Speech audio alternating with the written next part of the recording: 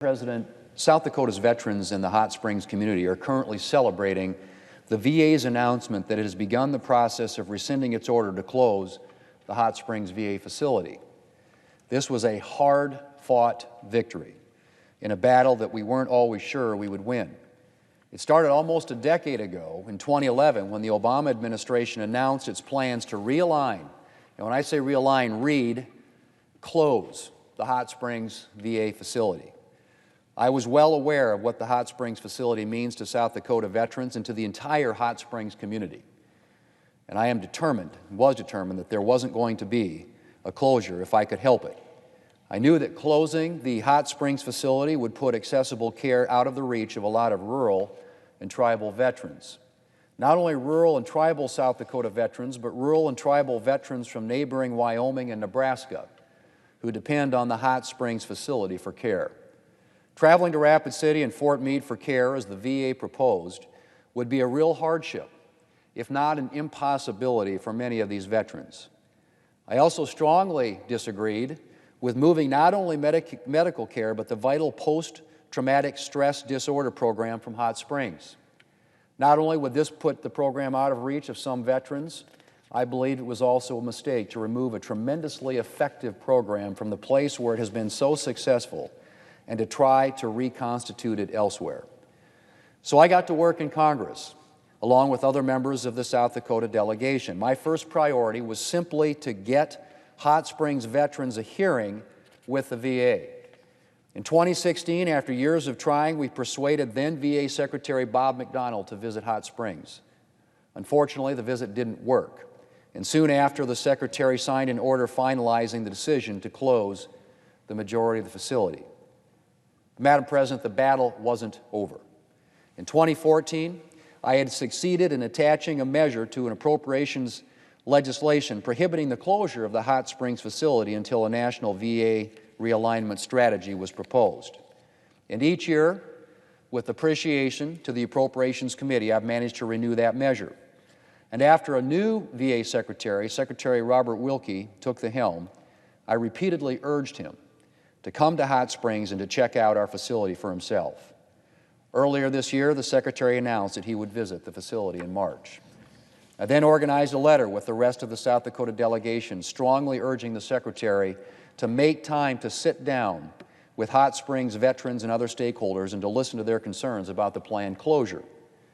To our great gratitude, the Secretary agreed.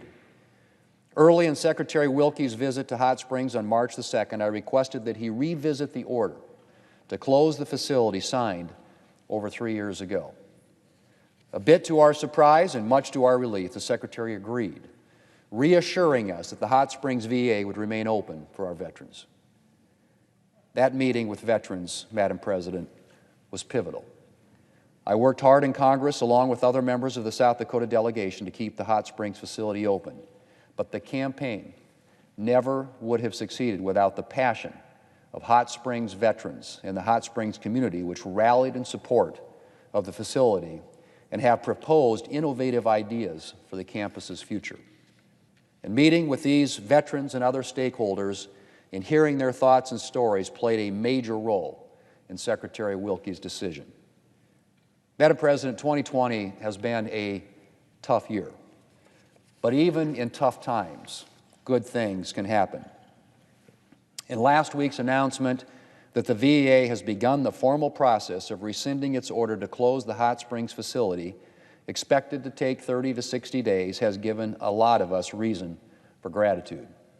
I'm thankful to Secretary Wilkie for taking a real look at South Dakota veterans' concerns and reversing the VA's decision to close the facility. And I look forward to celebrating with South Dakota veterans the next time I'm in Hot Springs, or as a lot of us know it, the Veterans Town. Madam President, while most sectors of our economy were thriving before the coronavirus pandemic hit, farmers and ranchers were struggling. Low prices, extended trade disputes, and natural disasters had meant a lot of tough years for agricultural producers even before the arrival of the coronavirus. Yesterday, I held virtual meetings with South Dakota farmers and ranchers and heard firsthand about the challenges that they're facing because of the pandemic.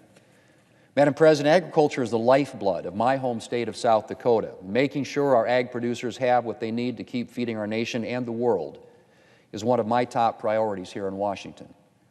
During debate on the CARES Act, our largest coronavirus relief bill to date, I fought to make sure that we included relief for farmers and ranchers. The final bill included $14 billion for the Commodity Credit Corporation, plus an additional $9.5 billion in emergency support to allow the Department of Agriculture to provide income and price support for farmers and ranchers. USDA has been putting these resources to work to provide assistance to producers in South Dakota and across the country who were affected by the pandemic, and they have been a lifeline, Madam President, to many farmers. But more needs to be done to support our nation's agriculture industry. And part of doing that is funding the Commodity Credit Corporation in the continuing resolution, the appropriations measure that hopefully Congress will be considering soon. The Commodity Credit Corporation ensures that USDA has the resources it needs to provide assistance through farm programs, including the programs included in the bipartisan 2018 Farm Bill. Commodity programs like the Agricultural Risk Coverage, what we call the ARC program, the Price Loss Coverage, what we call the PLC program, and marketing assistance loans. Dairy programs like the Dairy Margin Coverage program. Disaster programs like the Livestock Forage Disaster Program and the Livestock Indemnity Program. Madam President, these programs are a critical part of farmers and ranchers' safety net, and we need to ensure that they are fully funded. Madam President, later this morning, my colleague Senator Hoeven from North Dakota will be hosting a colloquy to draw attention to the need to get USDA the resources it requires to help our agricultural producers weather this crisis.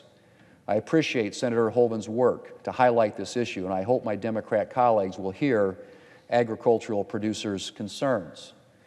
I see my colleague, the chairman of the Agriculture Committee, a committee on which I serve, is here as well to talk about these issues and to point to the need to ensure that we do everything we can to support our nation's farmers and ranchers during a time of incredible challenge. Madam President, I look forward to working with the chairman of the Ag Committee and our other colleagues from agricultural states, many of whom are going to be here momentarily to talk about this issue, to help our ranchers and farmers face down the challenges that are in front of them. And I urge my Democrat colleagues to work with Republicans to make sure that USDA has the resources that it needs to support our agricultural producers, Madam President, the men and women who feed not only this country, but the entire world. Madam President, I yield the floor.